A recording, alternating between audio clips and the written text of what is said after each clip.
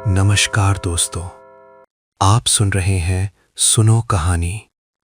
आइए आज सुनते हैं रविंद्रनाथ ठाकुर की एक गहरी और विचारशील कहानी, संकट त्रिनका।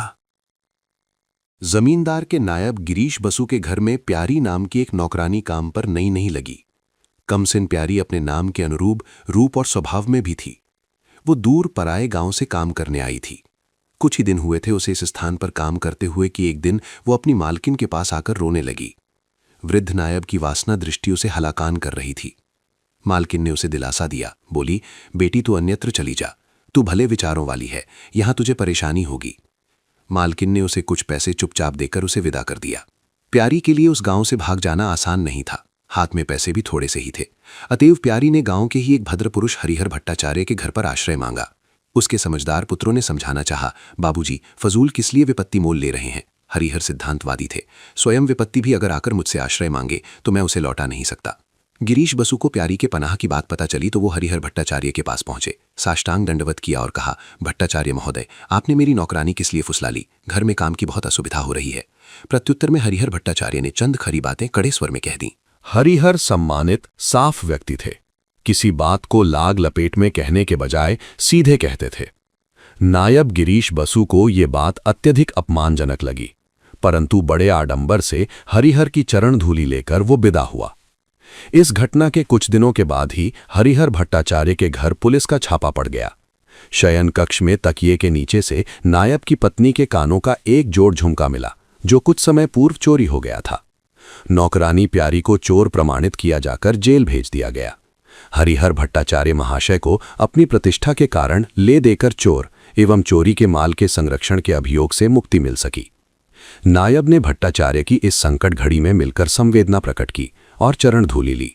भट्टाचार्य ने जान लिया कि उनके द्वारा एक अभागिन को नायब की इच्छा के विरुद्ध आश्रय देने के कारण ही प्यारी पर यह घोर संकट आया।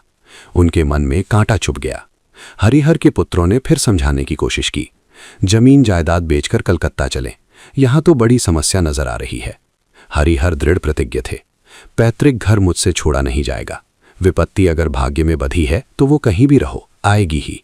इस बीच नायब ने गांव में अत्यधिक कर वृद्धि कर दी, जिसके कारण जनता विद्रोही हो उठी। हरिहर की जमीन माफी की थी, जमींदार के क्षेत्र में नहीं आती थी और कोई कर नहीं देना होता था। नायब ने जमींदार को भड़काया। हरिहर भट्टाचार्य ने ही जनता को कर नहीं देने हेतु बरगलाया है। जमींदार से आदेश मिला, जैसे भी हो भट्टाचार्य को ठीक करो। नायब गिरीश बसु ने हरिहर भट्टाचार्य की चरण धूलि लेकर जमींदार का आदेश सुनाया, आपकी साम्य की वह जमीन परगना की सीमा में है, अब उसे छोड़ना होगा। हरिहर ने प्रतिवाद किया, ये क्या कह रहे हो, वह तो मेरी बहुत दिनों से दान स्वरूप प्राप्त जमीन है। परंतु हरिहर के आंगन से लगी उस जमीन को जमींदार के परगने में शामिल बताकर नालिश दायर कर दी गई। हरिहर ने अपने पुत्रों से कहा, अब तो इस जमीन को छोड़ना पड़ेगा, मैं बुढ़ापे में अदालतों के चक्कर नहीं काट सकता। सदा की तरह विद्रोही स्वरों वाले पुत्रों ने कहा, घर से लगी पैतृक जमीन ही यदि छोड़नी पड़ जाए तो फिर इस घर में रहने का क्या अर्थ। वृद्ध हरिहर पैतृक संपत्ति को प्राण से भी अधिक चाहते थे। उसे बचाने के मोह में अदालत में हाजिर हुए। मुंसिफ नवगोपाल बाबू ने, जो हरिहर की प्रतिबद्धताओं को जानते थे, उनकी गवाही को ही साक्षी मान मुकदमा खारिज कर दिया। गांव में भट्टाचार्य के प्रशंसकों ने इस बात को लेकर धूमधाम से उत्सव मनाना चाहा, परंतु हरिहर ने उन्हें रोका। नायब हरिहर से मिले, उन्हें बधाइयां दी और विशेष आडंबर के साथ उनकी चरण धूलि ली, उसे सारी देह और सिर माथे लगाई। और नायब ने अगले दिन ही इस निर्णय के खिलाफ अपील दायर कर दी। न्यायालय के वकील सिद्धांतवादी ब्राह्मण हरिहर से पैसा नहीं लेते थे। वे ब्राह्मण को बारंबार आश्वासन देते, इस मुकदमे में कोई दम नहीं है, हारने की कोई संभावना नहीं है, दिन क्या कभी रात हो सकती है। ऐसी बातें सुनकर हरिहर निश्चिंत से बैठे रहे। एक दिन जमींदार के घर में ढोल बज उठे। भैंस की बलि के साथ नायब के मकान में काली मैया की पूजा होने की खबर मिली। भट्टाचार्य को खबर मिली कि इस आयोजन का कारण अपील में हुई उनकी हार है। भट्टाचार्य ने सिर पीटते हुए अपने वकील से पूछा, बसंत बाबू, ये आपने क्या कर दिया, अब मेरी क्या दशा होगी। दिन किस तरह रात में बदल गई। बसंत बाबू ने इसका रहस्य हरिहर को कुछ यूं समझाने की कोशिश की।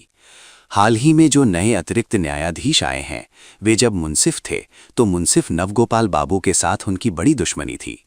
आज कुर्सी पर बैठे तो नवगोपाल बाबू की दी हुई राय को उन्होंने देखते ही पलट दिया, इसलिए आप हार गए। व्याकुल हरिहर ने पूछा, उच्च न्यायालय में अपील करें? बसंत बाबू ने समझाया, न्यायाधीश ने अपील से फल पाने की संभावना नहीं छोड़ी है। उन्होंने आपके गवाह पर संदेह प्रकट कर दिया और विरोधी पक्ष के गवाह का विश्वास किया है। उच्च न्यायालय में गवाह पर विचार नहीं होगा, अतः अपील व्यर्थ ही होगी। वृद्ध की आंखों में आंसू थे। पूछा, मेरे लिए कोई उपाय? वकील उखड़े स्वर में बोले, उपाय तो एक भी नजर नहीं आता। दूसरे दिन नायब गिरीश बसु समारोहपूर्वक हरिहर भट्टाचार्य के घर आए, ब्राह्मण की चरण धूलि ग्रहण की और जाते जाते उच्छ्वासित गहरी सांस लेते हुए कह गए, प्रभु, जैसी तुम्हारी इच्छा। आप सुन रहे थे रविंद्रनाथ ठाकुर की कहानी संकट त्रिनका। ये कहानी हमें ये समझाती है कि जीवन में आने वाले संकट सिर्फ कठिनाई नहीं होते, कई बार वही हमें सही और गलत के बीच फर्क करना सिखाते हैं। टैगोर इस कथा के माध्यम से ये दिखाते हैं कि कठिन समय में लिया गया एक छोटा सा निर्णय भी मनुष्य के चरित्र को उजागर कर देता है। ऐसी ही गहरी, विचार उत्तेजक और मन को झकझोर देने वाली कहानियों के लिए सुनो कहानी के साथ जुड़े रहिए। धन्यवाद।